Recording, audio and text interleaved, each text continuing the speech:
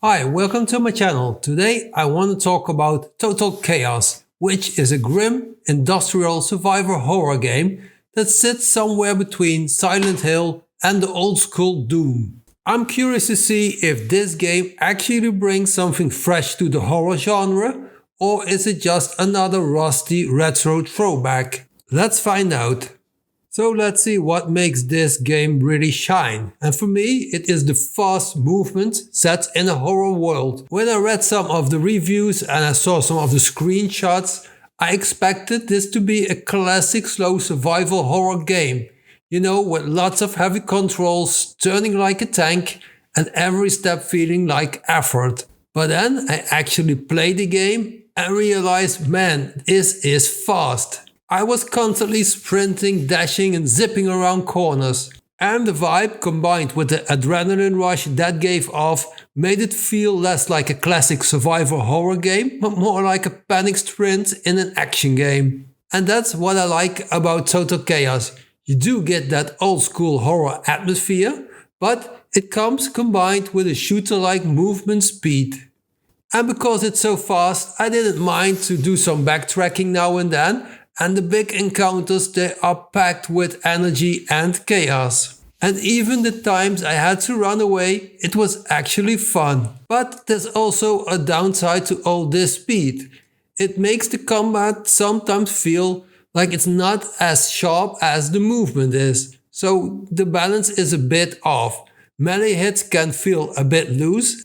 And the duels didn't feel as tense as I think they could have been if the game would be a little bit slower. So for me, the combat is good, but it's not amazing. And because this game is all about surviving, let's have a look at the survival systems this game offers us. And I'm happy to report that I have a very positive feeling about this one as well. The survival systems take some energy and effort to manage. It's not like you're watching a health bar going down. No, you're actually trying not to bleed out. You're managing your hunger and keeping your head straight with pills. And you're constantly crafting tools and weapons from junk. So there's a lot of stuff to keep in mind in order to survive. And at first I really like this. It makes every item matter. When you find food, do you stop and think, do I eat this now or will I save it for later? And same goes with bandages. So you're constantly thinking on how to use your resources or save your resources. But here's the flip side. It did feel a bit like too much. You're constantly running around in your menus, you're shuffling items and you're reading descriptions. And all this takes the fast-paced energy a bit away from the game. And this is a bit of a mixed bag for me personally, because I think if you enjoy deep survival mechanics and struggling for resources, then yeah, it works. But if you want a spooky shooter, it can feel to start a bit like doing your homework. And in this game, you can't just pick one or the other. You have to take care of both of these things. And something else that's really important in this type of games is the atmosphere. And let me tell you, this game really shines in that aspect. When I was just wandering around in this world, it felt wet, it felt rusted, and it felt like an ill place to be in. In short, it was extremely cool. And I felt that the sound design backed that feeling up. You have distant noises, unsettling breathing, metal creaks, and more. And why did I like this? Because a lot of the fear I experienced came from just walking around and hearing things you can't see. On the other hand, the level design, I wasn't too pleased with that. A lot of the areas they loop and twist back and forth. So you have to unlock shortcuts, discover side rooms and find resources in order to survive. But too often I got this feeling that I was running around in a maze, which for me felt confusing. I had sections where I was wandering around and not even scared anymore, just trying to figure out which door or switch I'd missed. And this was a pity because I felt that my tension was dropping fast.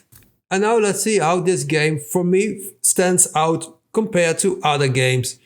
If I had to put this in one sentence, I would say it's a Silent Hill mood with Resident Evil pressure mixed with Doom movement in a rotting industrial maze. And yeah, for me this worked, because you don't often get horror games that let you move around this quickly, and you don't often see this many survival layers on top of such a grim horror world. And these two elements combined together is what made the game special, at least for me. Alright, it's final verdict time. For me this game is a solid 8 out of 10. And why did I score this game with an 8? Because it's fast and it has responsive movement. And because it's set in this horror framework, it feels genuinely fresh. Then there are the survival systems and crafting, which adds another layer of intensity to the game. And finally, there's the atmosphere, the sound, and the overall mood, which for me felt strong and consistent throughout the game. And why didn't I go higher than an 8? Well, we have the combat, especially the melee. It feels clunky and messy. And on the other hand, the amount of survival management isn't for everyone. And then we have that some level design and navigating around the world way too often went from tense into just lost. Alright, that's all for my experience with Total Chaos. And if this helped you figure out whether it's your kind of game or not, please let me know in the comments. And of course, if you want more honest breakdowns like this, please consider subscribing to my channel. That's all for now, and catch you in the next one.